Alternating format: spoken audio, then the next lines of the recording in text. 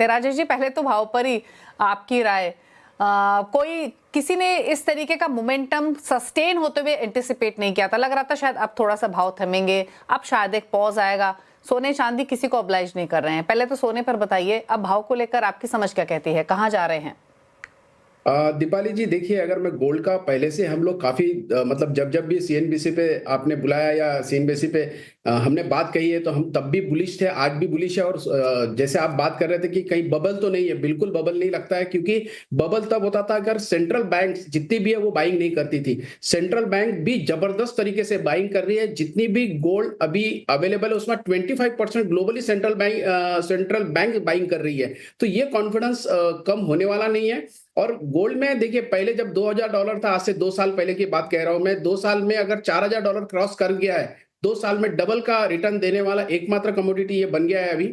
और इसका विश्वास और भी ज्यादा प्रबल इसलिए हो रहा है क्योंकि ये डिमांड कम नहीं हो रही है। हाँ, मैं मानता हूं कि अगर कंपेयर टू लास्ट ईयर 2024 में, अगर 2025 और 2024 में हमने करीब करीब 100 टन कम इंपोर्ट किया है 2024 के मुकाबले, लेकिन बावजूद घरेलू मार्केट में जो जिसे कहता है रिसाइकल गोल्ड, वो अवेलेबल होने के कारण यहाँ उतना इंपैक्ट नहीं हुआ। लेकिन ओवरऑल पूरे वर्ल्ड में देखता हूं तो सभी की डिमांड है।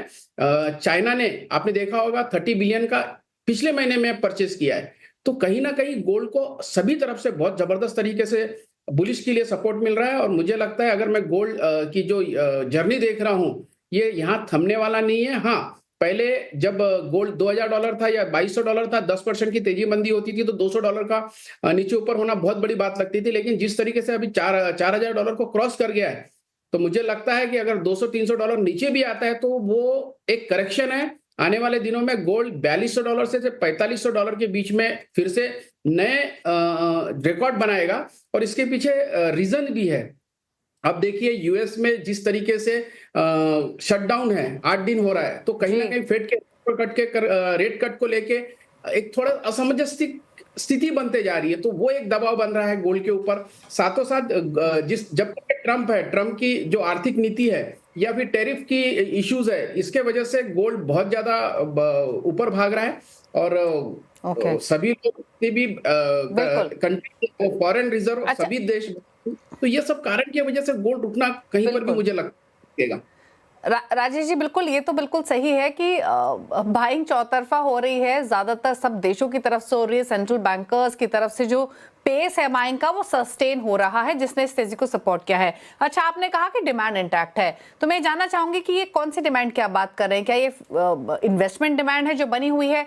अगर घरेलू बाजार की स्थिति देखें तो किस तरीके का एक्शन फिजिकल मार्केट में देखने को मिल रहा है, कंसीडरिंग फेस्टिव सीजन ऑन है?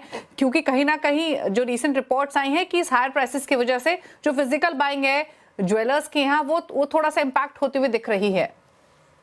बिल्कुल, देखिए, थोड़ा एक चेंज हम लोग ने देखा है। पहले लोग इसे इन्वेस्टमेंट ही के लिए ही जब सोचते थे, तब ज्वेलरी इंडस्ट्री की तरफ थोड़ा सा आते थे। लेकिन लोगों को ये समझ में आ गया है कि ये इंडस्ट्री इन्वेस्टमेंट के साथ साथ यूज करने वाली इंडस्ट्री है। इसे आप कोई भी, पहले क्या होता था, हमारे यहाँ बुलियन खरीदने वाले लोग इन्वेस्टमेंट का सोच के आते थे, लेकिन अभी ऐसा नहीं है। लोग ज्वेलरी खरीदते, जब से इंडिया में हॉलमार्किंग मैंडेटरी हो चुका है, क्वालिटी को लेकर किसी को टेंशन नहीं रहा है। Globally we are now in the very sound position. तो सभी लोग अभी बुलियन के जगह ज्वेलरी खरीदते हुए हम लोग ने देखा है। मैं खुद रिटेलर हूं, तो ये हमारा अनुभव इसमें है। अच्छा, तो फिजिकल मार्केट में कुछ इंपैक्ट हुआ है हायर प्राइसेस का? फुटफॉल्स आई एम श्योर होंगी अभी भी राजेश जी, लेकिन जो बाइंग हो रही है वो किस तरीके के फिजिकल मार्केट में देखने को मिल रही है फिलहाल? पिछले साल के मुकाबले स्पेशली कंपेयर करें तो ड्रॉप कितना है, अगर हम डिमांड की बात करें? देखिए, अगर मैं वॉल्यूम वाइज पकड़ूं तो 10 to 15% का वॉल्यूम वाइज कम है। लेकिन उसका कॉम्पेंसेट हमारा ज्वेलरी सेल पे आ गया है, क्योंकि सभी के पास अच्छी खासी ज्वेलरी पहले से लोगों ने स्टॉक करके रखी है। ऐसा नहीं होता, अगर मैं पूरे साल का, हमारा सबसे बड़ा दिन जो होता है धनतेरस होता है, तो धनतेरस के दिन भी हमारा अगर सबसे बड़ा सेल देखते हैं तो पूरा जितना स्टॉक है उसका 10% ही हम लोग बेच पाते हैं। तो इसका मतलब ये है कि सभी के पास पहले से अच्छा खासा स्टॉक है। और वो स्टॉक होने के कारण ये इम्पैक्ट अभी इंपोर्ट के साथ कनेक्ट करते हैं तो समझ में नहीं आता है। लेकिन ओवरऑल इंपोर्ट भले ही कम हुआ है, लेकिन ग्लोबली या इंडिया में कहीं पर भी ज्वेलरी में कहीं कहीं कमी दिख नहीं रही है, मेरा ये कहना है। आप देख रहे हैं कमोडिटी राउंड अप और बात करेंगे अब पल्सेस की। देश में दलहन का इंपोर्ट घट सकता है। सूत्रों के हवाले से जो जानकारी मिली है उसके मुताबिक 40% तक की गिरावट इंपोर्ट्स में आ सकती है। क्या है कारण, इस पर करते हैं बातचीत। एग्री फार्मर और ट्रेड एसोसिएशन के जनरल सेक्रेटरी सुनील बलदेवा हमारे साथ मौजूद है। सुनील जी नमस्कार, स्वागत है आपका। तो इनफैक्ट जो ये एंटिसिपेट किया जा रहा है 40% का प्रोजेक्टेड ड्रॉप इंपोर्ट्स में, इसके पीछे के फैक्टर्स क्या हैं?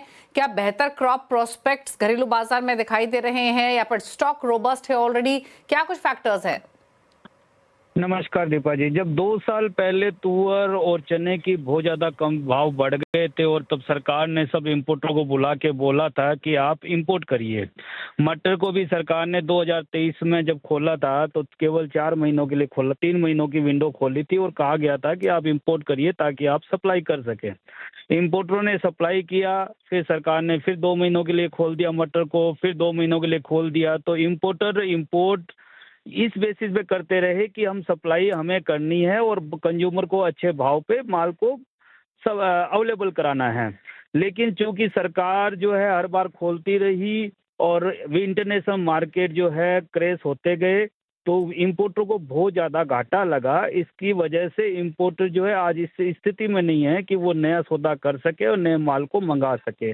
नंबर 1 बात यह है। नंबर 2 बात, हमारे यहाँ माल की अवेलेबिलिटी इतनी है कि इंपोर्ट की वास्तव में जरूरत ही भी नहीं है, क्योंकि भाव जो है एमएसपी से लगभग हम मटर की बात करूं तो हम एमएसपी जो अभी नई घोषणा हुई है मसूर की और तुअर की, उससे हम कंपेयर करें तो करीबन 40% पे मटर इंपोर्ट हो रहा है। चने की बात, चना करीबन 30% नीचे इंपोर्ट हो रहा है। तुअर की बात करें, तुअर लगभग आधे दामों पे इंपोर्ट हो रही है। तो एमएसपी से बहुत नीचे भाव में इंपोर्ट होने के बावजूद भी चूंकि सेल नहीं है, इंडस्ट्री को काफ़ी घाटा लग चुका है। इसकी वजह, और नई फसलें भी अब आने को है क्योंकि बुआई का टाइम हो गया। अभी तुअर और उड़द और मूंग तो नई फसल आने को तैयार खड़ी है और चना और मसूर का अब जो है नई फसल, चूंकि बारिश अच्छी है और मौसम अच्छा, वेदर कंडीशन अच्छी होने की वजह से ऐसा ही अनुमान लगाया जा रहा है कि शायद वो भी फसलें अच्छी रहेगी।